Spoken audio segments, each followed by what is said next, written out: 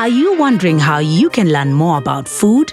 Well, you're in the right place. This is the Chakula podcast, brought to you by the Root to Food Initiative, a show that celebrates authentic Kenyan dishes and serves you hot conversations about food in Kenya from an economic, social, and political lens. Sema nasi kwenye social media at Root to Food on Instagram, at Root to Food on Twitter, and Root to Food on Facebook. And now, here's your host, Felistas Mwalia. Hi guys, and welcome to this episode of the Chakula podcast. On the last episode, we had a fantastic discussion with Christine Mungai on the current state of small-scale farmers in Kenya. And some of the key takeaways from the conversation is the need to evaluate the role of private sector in agricultural development. It was clear from the discussion, in as much as they equally benefit small-scale farmers, there are also loopholes that could be easily manipulated by the private sector. On this episode, I'll be joined by Wangui Kamonji, who is a retriever and bearer of indigenous African lifeways, recentering Afrika, Earth and Ancestrality in her offerings to the world. She works as an independent researcher, dancer, storyteller, and facilitator of regenerative presence, and future-rooted in indigenous African ways of being, knowing, and doing. She grew up in Ongata Rongai, Kenya. Karibu sana Wangui. Asante. It's a pleasure to have you on this episode. Perhaps you could start off by telling us a bit of your journey to where you are today, and what does it mean to be a retriever and a bearer of African lifeways? So that piece in how I describe myself as a retriever and bearer of indigenous lifeways, of African lifeways, comes directly from my understanding of what my life purpose is. As I read it from my name, Wangui. And what I take that to mean is, or how I see that in my life, is that my work is always involving, it's almost the embodiment of the Akan Sankofa proverb. It is not wrong to go back and fetch that which you forgot. So my research, my dance, my interests as a whole, my writing, focus on interrogating indigenous knowledge, indigenous African knowledge and practices, and thinking through, how is it that these knowledges came to be forgotten, at least in an urban context, and in a rapidly urbanizing context in this continent.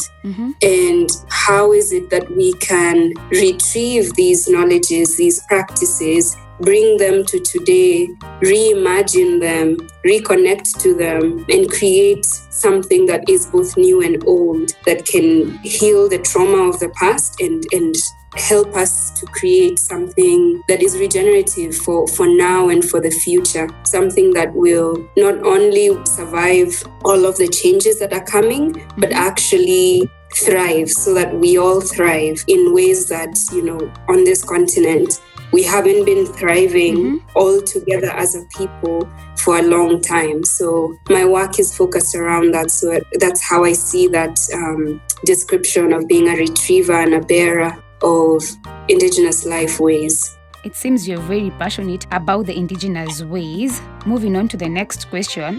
Yes, the well-known ecofeminist Vandana Shiva believes that food is where we begin. Your work reflects a similar philosophy. Can you explain a little bit why the discourse about food is so important to you as a person and to us? So for me, food means a lot of things. My history with food, I learned to cook when I was very far away from home. And it was a journey of experimenting, making mistakes. And that was when my inquiry into indigenous foods, indigenous ingredients began. And also inquiring into indigenous ingredients, and also how people beyond, Kenyans used or included, ate what I considered indigenous or local ingredients in Kenya. And in that way, it was a period of transition for me, and cooking and interacting with these ingredients, and learning to cook, recipes, all of that kind of opened a portal. Sorry to interrupt. Yes? Maybe you can tell us some of those indigenous ingredients that you're using. Okay. Yeah. I'll give an actual example. So one of the things that I began to experiment with, because I could find it at the time I was studying in the US, because I could find it, and I actually found it in a Korean shop, was what we call arrowroots, ndoma. Yeah. And other people call it taro. And at the time I remember thinking to myself, how come the only way that I know to eat ndoma is boiled with tea in the morning, full stop. There's nothing else almost. At least there had been nothing else in my own history. And finding ndoma in a Korean market, I was like, oh, okay, so other people eat these things as well. I wonder how they eat them. And at the time, actually, I had a Korean friend, and she showed me how to make desserts, a sweet food, which was a mixture of ndoma and sticky rice and coconut milk and sugar. Interesting. And it was really nice. And I was like, oh, okay, so you can do more things with these ingredients that, I had kind of only known through one way only. And that began this inquiry into how come certain knowledges kind of became frozen almost. How come we did not innovate? We did not continue to innovate on our indigenous knowledges, our indigenous foods, our indigenous practices. Why is it that, for the past, 60 years, ndoma has been, most people just know it for as breakfast. You boil it, you eat it with tea for breakfast, that's it. And to be honest, that is how I think of also many other indigenous innovations, many other kind of innovations or knowledges that existed before colonialism, that we kind of left them as they were. Colonialism kind of cut off our ability to continue to innovate. I think of food as like all of the relationships that both create and destroy the world, they meet and they exist in food. So a lot of the systems that we think of as systems of oppression today, for example, slavery, colonialism, those are like two major ones, and they're tied up with capitalism. Yeah. Food was a strong component of those. Africans were being enslaved to go farm. Yeah. To go farm cotton, to go farm sugar, to go farm rice, and we actually be ranchers. Yeah, we actually did an episode on how food played a major role in colonization. Yeah, exactly. So food is integral, or has been integral to creating the systems that today we think of as oppressive systems. And even though we don't recognize food in the present moment as being such a huge factor, it still has played that history that, the inequalities that we see today were in part created by relationships, certain systemic relationships to food. So in that sense also, I see food, on the broader political scale. So there's this individual or personal, let me say not individual, this personal relationship that I have built with food, and that really food has built with me. And then there's this broadening of the scope to understand that there's a lot that is tied to the histories of food that has created the systems of inequality that we see today. At the same time, like I said, the relationships, all of the relationships that create or destroy the world meet and exist in food. I think a lot of, I'll use this word even though it's not probably the best word to use, but a lot of our salvation will also come from our interactions with food. So at the moment, my research focuses on regeneration, which is a question of how do we heal the colonial traumas of the past and the present, and how do we create new realities, both for the present and for the future. And one of my interests is to actually interrogate how food sovereignty, or just different relationships to food, can be a critical piece of this. How food sovereignty practices can have the potential to change how we think of decision making, for example, that we take into account the earth as part of our decision making. How we think of justice, that regenerative justice takes into account both healing and creating as fundamental components. And one of the places where it's so easy to see regenerative justice practices is when you are interacting with food, when you're interacting with the earth, because the earth has such tremendous capacity to heal. Yeah. And how do we educate our children differently? Not just our children, we probably all need some form of re-education. Yeah. But how do we think of education differently? And I think food sovereignty practices, again, have a lot to teach us within that. Maybe you can explain to the listeners what food sovereignty means, and some of the practices to it. Food sovereignty for me means people regaining control, as well as reclaiming relationship with food in terms of how we nurture food, how we grow food, and food broadly understood, not just agriculture or farming, but also all systems of food or all food ways. So this includes pastoralism, this includes foraging or otherwise hunting and gathering. This includes fishing as well. Food sovereignty to mean our ability to direct and to create the relationships that we have with food outside of the boundaries of the nation state or the boundaries of the market and money. What are the relationships that we cultivate with earth and with food and with each other so that we can exchange whatever we have produced? And so some of these food sovereignty practices that I am interested in at the moment or coming to know are, for example, what I call seed rematriation. And rematriation is the female version, the female version of the word repatriation.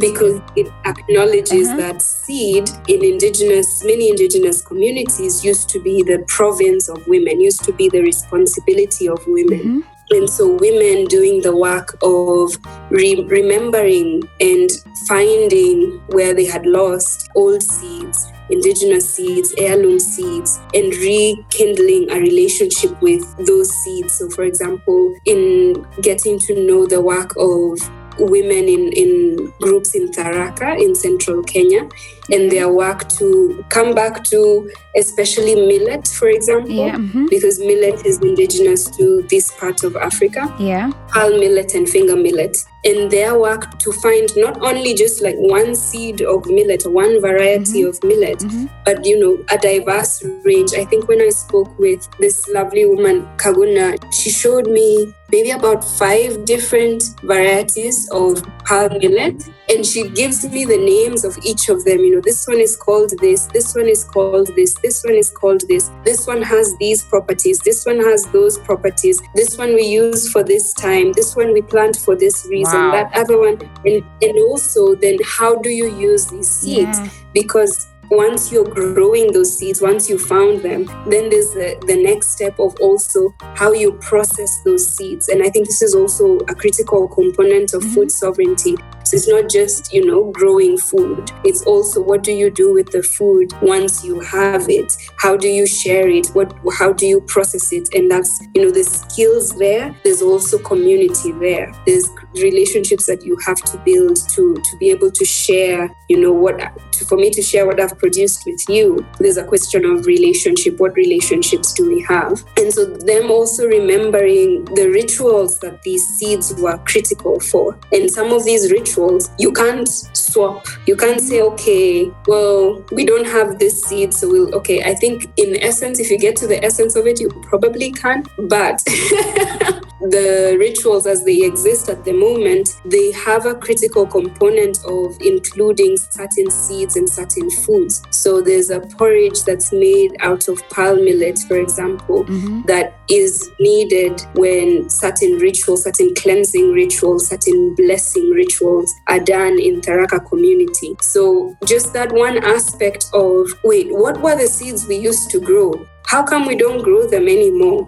Where can we go to find these seeds? who can we ask? That, questioning and that beginning to look for those seeds creates an ecosystem where rituals can come back and people can appreciate their value. Society can be strengthened, community can be strengthened because we are coming together to do this, either these rituals or this work together. Knowledge is also re-strengthened because I have to then remember, okay, these seeds are called this. When you plant it, it looks like this, or you need to plant it at a certain time. Once you harvest it, this is how you ensure that it doesn't get decimated by all the weevils in the world.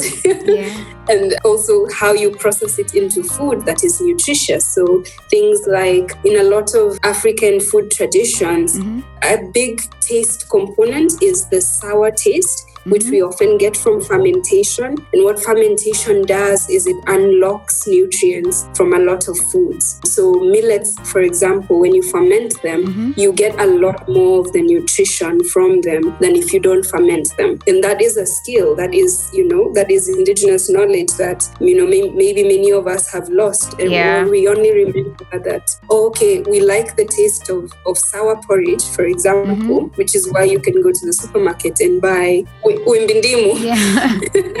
You can buy wimbindimu, but wimbindimu has had like citric acid added to it. That's like an industrial product. And so the taste will be there, the sourness will be there, but the nutrition is not there. So if we lose, that process, that knowledge of how to process food in that way, we are also declining our nutrition levels. So that's one example. Sorry to cut you short. You've talked so much about that food is supposed to nourish us. And today, on the 16th of October, the world celebrates the World Food Day. And the theme of this year's celebration is Grow, Nourish, Sustain, recognizing that our actions are our future. What food movements do you believe in and promote?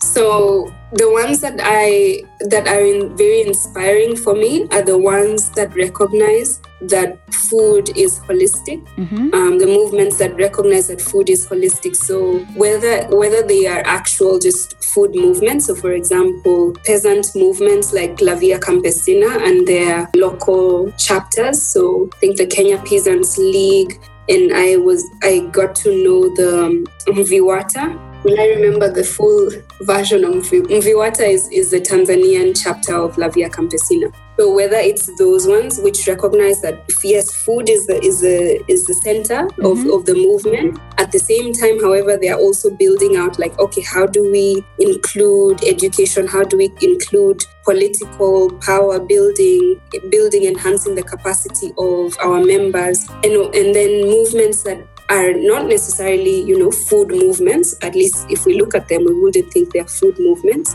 And one example is a movement whose slogan was "Yes to Life, No to Mining." And this one was in Pondoland in South Africa. And it was a resistance to mining. And there was like this Australian mining company that was going to come in and destroy a certain section of this community. And within their plan for, okay, we don't want the mining, what are we saying yes to? We're saying yes to life. Within that plan, there was a critical component of agroecology. So movements like these that either they're food-centric and they also contain a lot of other components because they recognize that, life is holistic, or movements are not necessarily like food-centric, but also recognize that food is critical. I think the example I was just giving about seed rematriation is another example of that. There's like food there, and then there's also the community's knowledge and history, spirituality, respect for elders, education, because they also include a component of having elders interact with younger children in schools. And that way restoring respect and value to elders who in our societies today, sometimes it feels like they're useless, which is sad to say. So movements like these are really inspiring for me. And then one last example is movements in urban centers that are reclaiming land, especially in impoverished areas of the city. where they're reclaiming land to begin to grow food. And some of it has been spurred by especially COVID, because food has become more difficult to access because people lose jobs and have lost jobs and so on. So movements such as those, and some of them are spearheaded by the social justice centers in Nairobi. You mentioned about agroecology. How is it different from the current form of farming? What is this agroecology? So just a quick definition: agroecology combines agriculture and ecology into one word to talk about a form of agricultural practice that reads or is in line with how nature works and how ecologies function. So rather than working against ecology, rather than working against nature, we work with nature, we learn from nature. And essentially it's like a new name for old practices. Because if you look at, older practices, they were fundamentally agroecological. Yeah. It's only when industrial forms of agriculture became more and more common that, it has become necessary to actually say, okay, no, this is agroecology. It's different from industrial agriculture, which is fundamentally about fighting nature, killing off pests and, spraying this and spraying that, the drive to produce the maximum, the most. And that is the only measure of success. Monocultures, for example, whereas agroecology reads from nature and sees, okay, nature is varied, nature is diverse, nature works in seasonalities. It's not just like produce all the time. Nature has different ecological zones. So there's parts of nature that are dry, parts of nature that are wet, and different things do better in those different places. So how do we work? How do we align our ways of producing food with what is already existent in nature? And what needs to change in our current food system to deliver nourishment to the earth and to people, both now and in the long term? So I will only offer some thoughts. Yeah, it's okay. I don't That's know allowed. if that's allowed. Yes. I think one thing that needs to change, I'll start here. Even the notion of a food system. The system, that word is so difficult to say. The systematization of food, that it breeds in us an approach to food that is inherently kind of capitalistic and colonial. That's like, food is dead.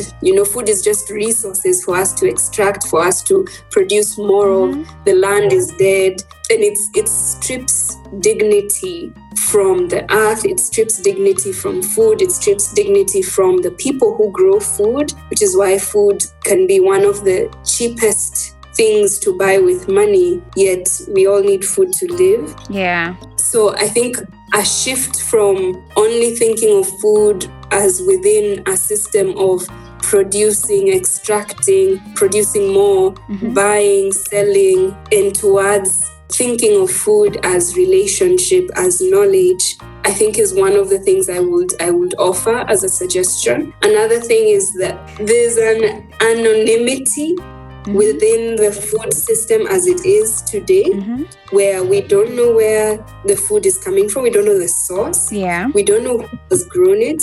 We don't know what processes have gone into growing this food or producing whatever it is. There's an anonymity also of the earth. So you get your thing that is in a package and you almost don't recognize that it came from the land. Yeah. There's also an anonymity to what we are doing to the earth as we produce that food in those ways that we don't even know how it's being produced. And there's also an anonymity within the histories of food. So we don't even know, what food histories are globally. Can we blame it on the current? Can we blame it on the current system? I think the system as a system is created to create anonymity. Because if you knew all of these things, you will divest from that system. You will not want to be a part of that system. But the anonymity is there to create convenience. Because once it's convenient, once I don't have to think about, why are my pineapples coming from Uganda as opposed to Kenya? Or why am I buying, I don't know, when I stop thinking about those things, when I don't have to think about those things, then I can more easily be complicit in the oppression or in the inequalities that are inherent to the food system as it stands, to the industrial food system as it stands. Then I don't have to think about, I buy sorghum, for example, at 59 shillings a kilo. The anonymity within that can make me think, great, it's so cheap.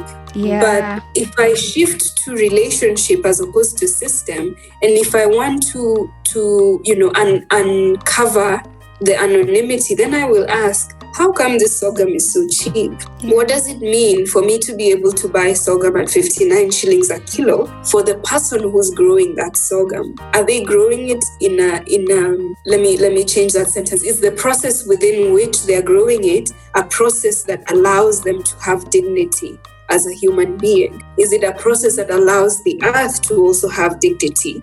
So those are the questions that you can begin to ask when you uncover the lie of anonymity, which of course the system doesn't want you to ask those questions. So the fact of it being a system makes it enclosed and reinforces that anonymity. The other thing I might add is this also getting away from a view of food that is separate from the rest of life. Food is critical to all of life. And like I said, I think everything meets in food. Politics, culture, economics, inequality, social processes, gender dynamics, in everything meets in food. And if we can come to food and begin to ask all of those questions, I think food can help us to open and see how everything is actually connected, so that we're not fighting fights that are kind of disparate, or me in my corner, you in your corner, the other person in their corner. Food can bring us together so that we actually see, the roots of all the problems that we are wanting to change are the same. COVID-19 has exposed the structural weaknesses in our global food systems. What are some of the main learnings we can take from the crisis, and what opportunities are there for a deeper consciousness and care for food and nature? These are all not small questions. Again, just some offerings. I think one of the things that COVID has shown us is the truth of our interdependence, as well as exposed the ways in which our sovereignty has been robbed over the years in countless ways. And I say sovereignty to mean individual and community sovereignty. And I say sovereignty to also mean our capacity, our ability to act, our ability to do things according to what we determine is important or has value. So far, we have been doing what other people have directed us to do. Either the state says, okay, you should do this, or industry says, or the market says, you have to live in this way, you have to work to get money, and money is the most important thing. Whereas at the moment, I think what COVID has exposed, one of the things at least, is that at the end of the day, we all really need food, and it takes you back to food and land and the earth as being the primary holders of value, not really money. Because you can have money, but if there's no food to buy, what will you do with it? There's also inspiring openings in people growing food and people thinking about, okay, what are the spaces, large or small, that I have access to, that we as a community have access to, that we can use to grow food. I think there's a quote by, I don't remember by who, but something like, when you can grow your own food, no one can tell you anything. And it's been, you can see it in certain movements in the past, that they often began with food, political movements. So what we know of as Mau Mau, but really the Kenya Land and Freedom Army, or they actually did not call themselves Kenya. I take that back. The Land and Freedom Movement, the Black Panthers in the US, that food was integral to their politics and to their strategy of how to actually shift power. And it's that critical aspect of if you control or have sovereignty over food, when you grow your own food, you have more freedom than when you're only tied to a food system or the nation state system, the market system, all of this. And then on the other aspect of interdependence, I think one of the joys, wow, can I actually say that? Yeah, you can. One of the joys of COVID. Wow, that sounds like an oxymoron. Sorry. But one of the, for me, it's been a joy, really. Yeah. And also see in other people and a renewed interest in what is actually nourishment, what is nourishing, and people actually beginning to look into, garlic is actually really good for your health, and lemons are good for your health. And even in those small pockets, I think there's hope there in people, beginning to think about food more critically, that it's not just my stomach needs to be full, it's also what nourishment am I getting from the food that I'm eating. And if the food I'm eating does not have nourishment, this is my hope that the next question would be, if the food I'm eating does not have nourishment, let me ask why. Because food should be nourishing. So if it's not nourishing, there's a problem. Why is that the case? So I hope that, that will be the next step. For millions of people on the continent, food is merely a mechanism for survival. We live hand to mouth and just aim to make it through the day. How can we make this conversation relevant to people whose bellies are hungry? Is it even possible? Or where should we start? I think on the one hand, within the question of how do we make it relevant, I think it is already relevant to the people whose bellies are hungry. Yeah, I think it's already relevant. I think perhaps it's a question of translation, perhaps it's a question of language, perhaps it's a question of where to go to have certain conversations. But fundamentally, it is relevant. I think we don't need to make it relevant. We perhaps need to ask ourselves questions about where we are having certain conversations and how we can have those conversations to include more people, and in what languages, in what idioms are we having these conversations. But fundamentally, it is and has always been already relevant. And then I would say both creating and showing alternative to the current lay of the land, to the system or the reality as it is. Creating and showing alternatives provides a way for people when, for example, they begin to find out that actually, the food that we've been eating, as it is produced in a system that does not actually care for the earth or care for people, only cares about profit. Yeah.